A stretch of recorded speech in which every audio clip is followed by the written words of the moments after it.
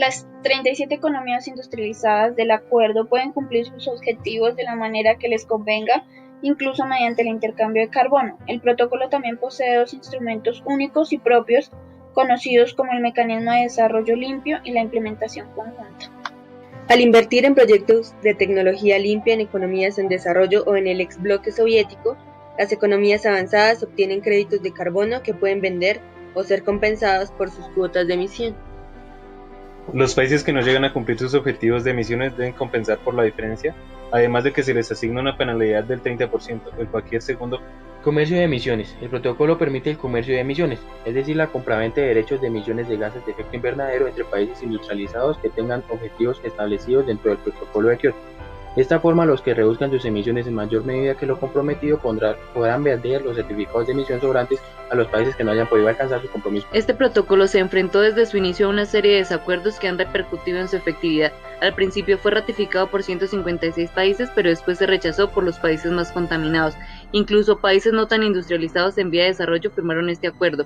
Estos no tienen que cumplir un objetivo específico, pero sí comprometerse a un cierto control de emisión de gases. Ya desde su primera firma en 1997, su entrada en vigor fue complicada. Gran culpa de ello la tuvo Estados Unidos, un país altamente contaminante, tanto como más de un 30% a escala mundial, que al principio apoyó el tratado, pero después su presidente George Bush lo rechazó, dando prioridad a la competitividad de las empresas en detrimento de la ecología.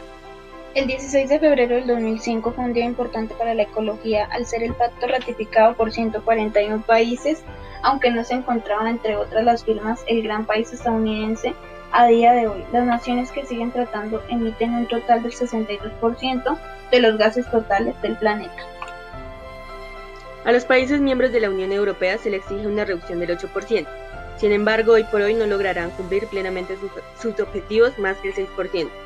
Entre 1990 y 1996, la Unión Europea solo redujo sus emisiones de dióxido en un 1%, un número muy inferior a los que se le pretendía. La situación en España es todavía más complicada. Actualmente, España supera un 40% las emisiones que producían hace 15 años y el propio Ministerio del Medio Ambiente ya advirtió de las consecuencias nocivas que tendrá el cambio climático en la península ibérica. Aún queda mucho por hacer.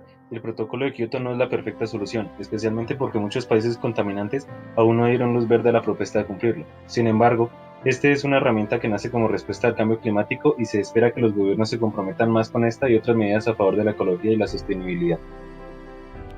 Colombia, a pesar de ser uno de los países que no cuenta con compromisos de reducción de emisiones en el primer periodo de cumplimiento, es decir, entre el 2008 y el 2012, le daba alta prioridad al problema del cambio climático. El país reconoce la oportunidad que el protocolo ofrece para fortalecer los lazos de cooperación e integración con la comunidad internacional para contribuir al desarrollo sostenible. El Gobierno Nacional ha destinado los recursos y ha ejecutado las acciones para participar activamente con un portafolio de proyectos en el mercado de reducción de emisiones entre los países industrializados y los países en vía de desarrollo, conocido como Mecanismos de Desarrollo Limpio.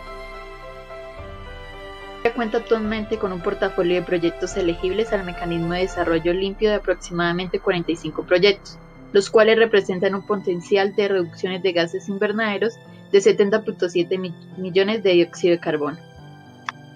Dentro de las actividades adelantadas por Colombia para mitigar el cambio climático se definieron los lineamientos de la política y las 7 estrategias para responder a esta amenaza, cumplir los compromisos internacionales asumidos y potenciar las oportunidades, entre ellas la promoción de las actividades de reducción y captura de emisiones de gases de efecto invernadero.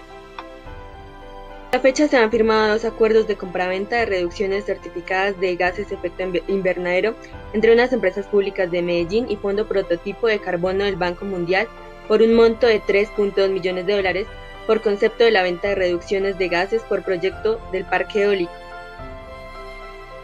El protocolo de Kioto finalizará definitivamente en 2020, cuando comiencen a realizarse las actualizaciones del Acuerdo de París. Cuando se seque el último río, se tale el último árbol y se muera el último pez, el hombre se dará cuenta de que el dinero no se puede comer. No olvidemos cuidar el medio ambiente. Gracias por su atención.